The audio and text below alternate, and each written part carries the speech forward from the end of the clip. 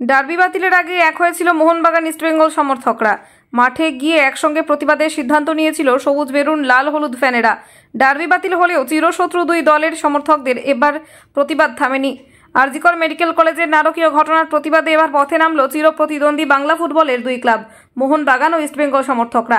প্রতিদ্বন্দ্বী হিসেবে নয়, একজন মেয়ের সুবিচারের দাবি নিয়ে চন্দননগর শহরে মোমবাতি নিয়ে মিছিল করে একত্রিত হয়ে দোষীদের অবিলম্বে কঠোর শাস্তির দাবি জানান তারা।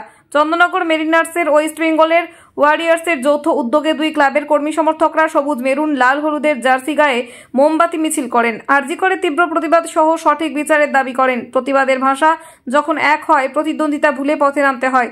শনিবার রাতে চন্দননগর রাজপথে তাই ইস্ট মোহন সমর্থকরা। নমস্কার, আমার নাম শুভদীপ দাস। আমি Chandannagar Mohun Bagan fan club mariners চন্দননগরের পক্ষ থেকে আজকে আমরা এই প্রোগ্রামটা অর্গানাইজ করেছি।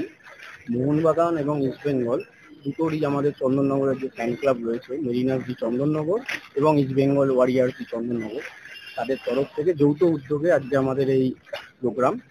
এই প্রোগ্রামটা কিছুই নয়, আমরা সবাই জানি একটি ঘটনা ঘটে গেছে আমাদের রাজ্যে, অত্যন্ত লজ্জাকর পরিস্থিতি। এই পরিস্থিতিতে আমরা কালকে ছিল ডার্বি ম্যাচ, আমাদের প্ল্যান ছিল ডার্বি ম্যাচে সেখানে যে এর বিরুদ্ধে যে প্রোটেস্ট করা সেটা করতাম, কিন্তু প্রশাসন থেকে ডার্বি ম্যাচ ক্যান্সেল করে দেওয়া হয়েছে। কিন্তু আমরা এটাই জানাতে চাইছি এর মাধ্যমে, প্রতিবাদের মাধ্যমে, যে আমরা এই ঘটনার চরম নিন্দা করি এবং এই ঘটনা কোনোভাবেই অভিপ্রেত নয় এইটাই, এবং আমরা চাই যত শীঘ্র সম্ভব দোষীদের সাজা হোক, যে এইরকম ঘটনা যে ঘটিয়েছে তার উপযুক্ত শাস্তি হোক। এটার জন্য সিবিআই দুজনকে তো এখন অ্যারেস্ট করেছে, এটি কি বলবেন? সিবিআই তদন্ত হচ্ছে, তো সিবিআই কে তদন্ত দেওয়া হয়েছে, কিন্তু এখনো যদি আপনারা দেখেন যে কোনো দোষীরা সেভাবে ধরা পড়েনি। যে একজন যে ধরা পড়েছে সেই কি অভিযুক্ত, এই কোশ্চেনগুলো উঠে আসছে। হয়তো তার সাথে আরো অনেক কেউ জড়িত থাকতে পারে। তো এইটাই, এর জন্যই আমাদের এই প্রতিবাদ। এটা একটা মৌন মিছিল এবং এই মৌন মিছিলের মাধ্যমে আমরা শহরবাসী এই ঘটনার নিন্দা করছি। এটাই আমরা প্রশাসনকে কি বার্তা দেবেন সবাইকে?